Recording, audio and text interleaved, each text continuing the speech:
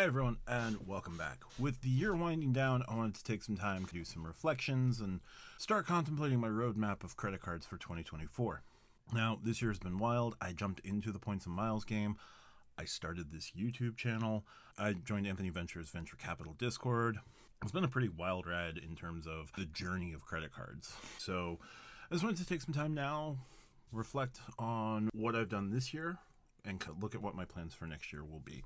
So looking at this year, I decided to start looking into points and miles instead of just cashback because it looked like redemptions for that would create memories that would be everlasting. And I have a small little one who I eventually want to travel with and give them experiences, and looking into using points and miles as a way to start creating those memories down the road.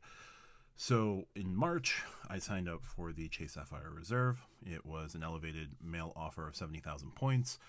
I got that accepted for that card relatively quickly and started working on the sign-up bonus. I had travel in May that I was looking to start building some points with to eventually use redemptions going forward. So got that card, got accepted for that card, paid for most of my vacation in May, my travel in May with that card, set up the $300 redemption on a pair of hotels, did a rental car through the Chase travel portal, and then did another set of hotels to start using the travel category through Chase. So that built up a good chunk of points, ate up a good chunk of the sign-up bonus. It was $4,000 to spend for 70,000 ultimate reward points, slightly elevated over the usual 60,000, and not quite the same as the 80,000 points on the Chase Sapphire Preferred at the time, but I thought the Reserve would give me better value. And so far, I've been right. And lately, the Reserve has started getting more love because people have realized that the value proposition of the Reserve is probably better than this Preferred. So I feel a little vindicated on that one. But regardless, my start with building my points was really, really good. So in April, I added a non-travel focus card. Chase sent me an offer for the Chase Late Edge, which I could eventually product change to an ultimate reward point earning card or cancel and open another ultimate reward point earning card. Not 100% sure what I'm going to do there, but I got the Slate Edge. I was working a bunch of different balance transfer offers across a number of cards. So I moved all of those over to the Chase card. So there, I've been working away at that. I've also put some additional spending on that card just so that I could be eligible for a credit line increase within 6 months. That hasn't happened. I don't know if it's going to happen, but it's a card that is serving a singular purpose for me right now. And I will determine what I'm going to do with that card after I finish serving that purpose. So that was April. I didn't apply for any cards in May or June. I was already 5, technically 624 at that point, so I wasn't going to be able to add any Chase cards. I wanted to add one more Chase card toward the end of the year, so I kind of needed to make sure that I wasn't going too far over. 3 of those cards were going to be coming off by about September, so I wanted to put myself in a position where September, October hit, I could get another Chase card and just go from there. So in July, I got my last possible card slot that I could use, which would put me at 724. I would have 3 cards coming off, so I knew I would get down to 424. So in July, I applied for the Hilton Honors card. Not the Hilton Honors Surpass, not the Aspire, just the no annual fee basic Hilton Honors card. It had a 70,000 point offer and a free night certificate for $1,000 to spend. I know that has now changed with the updates that they did to the Hilton card, which now is 100,000 points on $2,000 to spend over 6 months. It still works. Part of why I wanted to get the honors is I am considering myself at the moment a hotel free agent. I want to work on, I want to see what my status gets me across a couple of different hotels. So anytime I can get for a status just to see what I get in terms of potential upgrades or what additional things I get in terms of point earning. Those are somewhat important. So I just wanted to start things off simple with Hilton, not have to pay an annual fee and still get silver status. I redeemed 70,000 points. I've generated close to 100,000 points on that, and I redeemed 70,000 points for a 2-night stay for family earlier this month. So that was well worth it.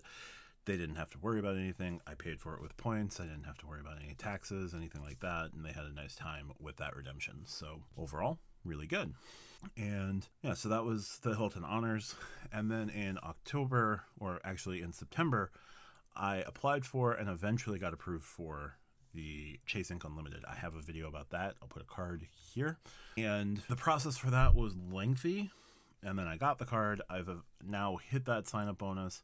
And right after I got the card, Chase publicly made available the 90,000 point offer on the Ink Unlimited and Ink Cash.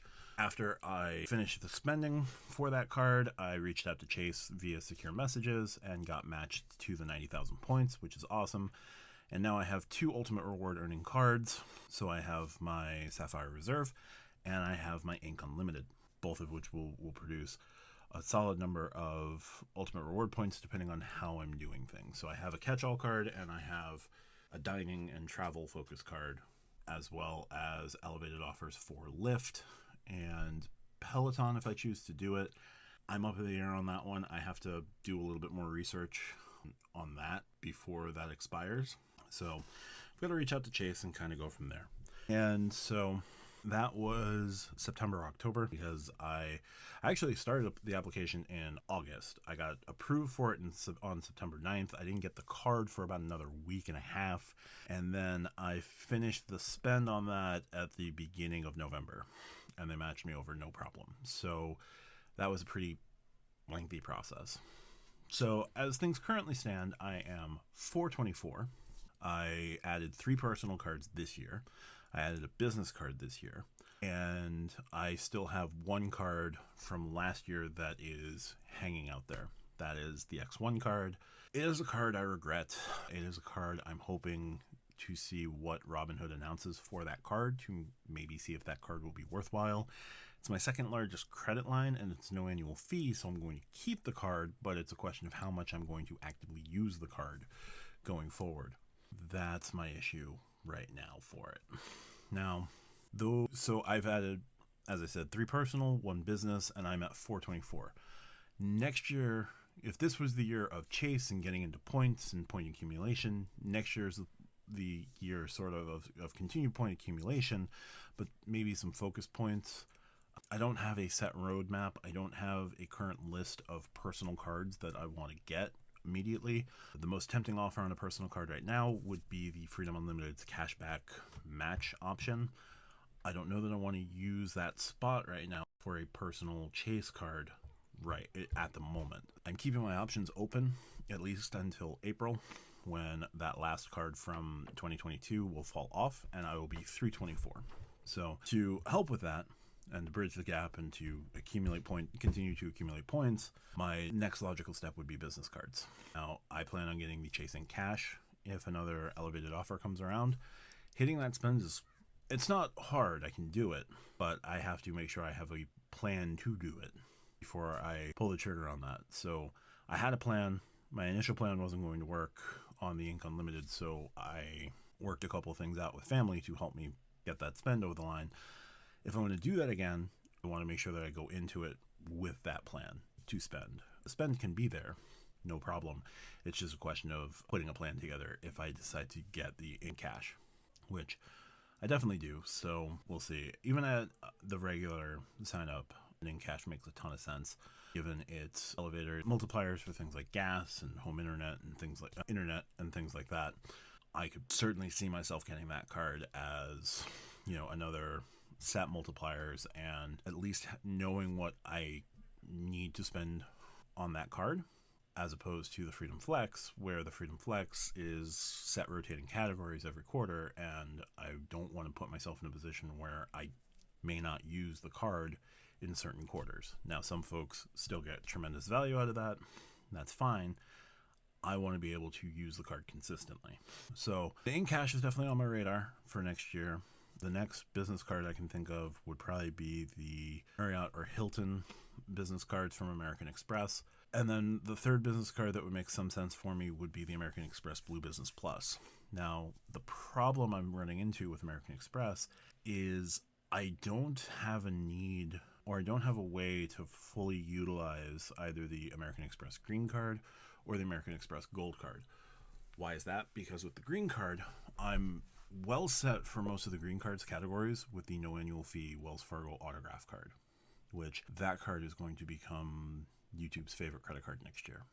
I'm going to be doing a predictions video, and that's probably my number one prediction. So I've already got the autograph. That covers dining, that covers transit, that covers travel, that covers gas, that covers far more categories than the green card. Now, the green card does give you a clear credit.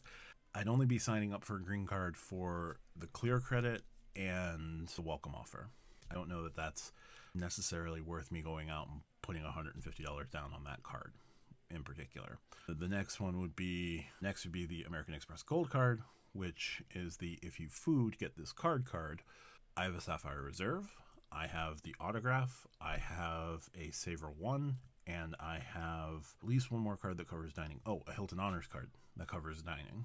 In terms of groceries, I have the Hilton Honors and I have the Savor 1. So where does the gold fit in with my typical spend? And yes, it's one more membership reward point in those categories, but I can only spend so much on dining and groceries, and I'm pretty well covered in dining and groceries in point categories in point ecosystems that I'm currently building out, because there's a limit on how many cards and annual fees you can afford to have, and it's a lot easier to work with $0 annual fees than $150 right now, because I have a feeling the gold card is going to go up. I don't know how much, but a number of YouTubers have said that at $300 a year, they're not sure they can make it work at $300. They're not sure if they can make it work north of $300. So if it goes north of $300, what are you going to do?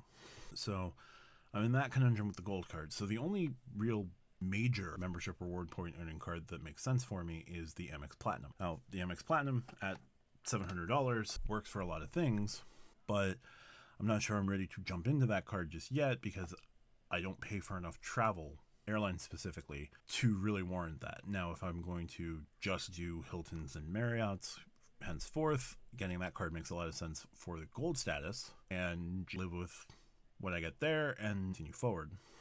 So the platinum right now doesn't fit into what I want to do. So it doesn't make sense to get a card that doesn't fit. So right now I'm focused on, my plan would be business cards and waiting out other personal cards. Maybe next year Strata comes back and is a tempting card, and I could use a 524 slot on a Strata card. Maybe Wells Fargo, when they announce their transfer partners, announce Signify, and Signify cards would be a great way for me to continue racking up business slots and business sign-up bonuses and build up some Wells Fargo transfer points. And then maybe Wells Fargo also announces a luxury travel credit card that makes more sense for me, because I already have the active cash and the autograph, where a travel card from them could make more sense for me to sign up for, and I use a 524 slot on that. I think next year my big thing is going to be keeping my options open, because I want to keep accumulating points, and maybe I'm not sure if I want to keep accumulating those points as transfer currency points or hotel specific points. And so I want to be able to keep my options open. So my current roadmap is it just feels rough. And that's because I don't know what I want to do. I know that I want to keep accumulating points. I know that in 2025 I want to make a pretty big redemption. I'm either going to Europe or maybe Taiwan and Vietnam. I'm not 100% sure what I'm going to do there, but I've got time to make that decision, see what my family wants to do.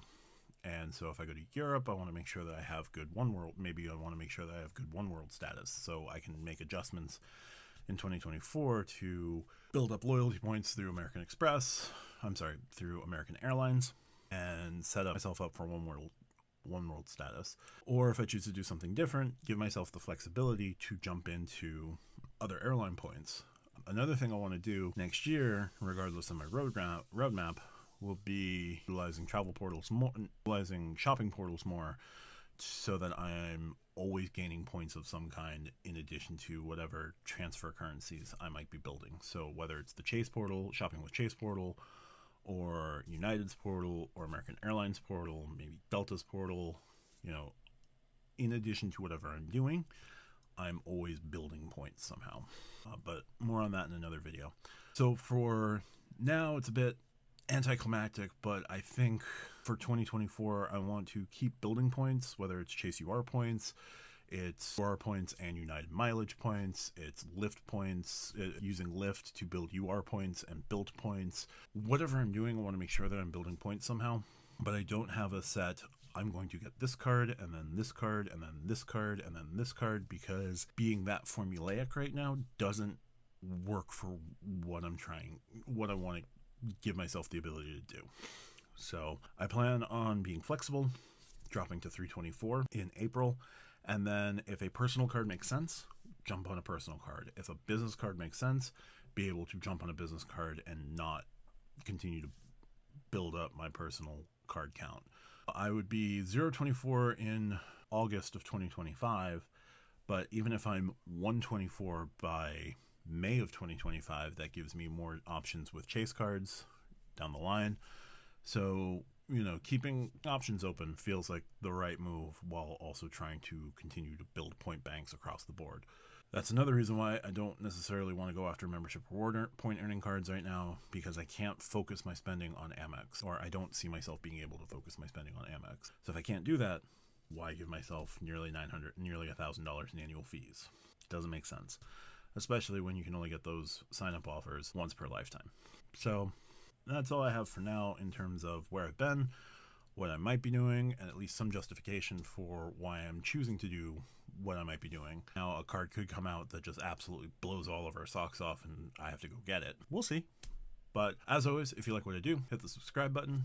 Join me on this journey where I'm somehow close to 150 subscribers now. I didn't even think that would be possible when I started this in June. So thank you so much from the bottom of my heart on that one. Didn't think this would grow the way it's been growing. So again, thank you. And so for more, hit one of the videos on the end card and talk to you soon. Bye.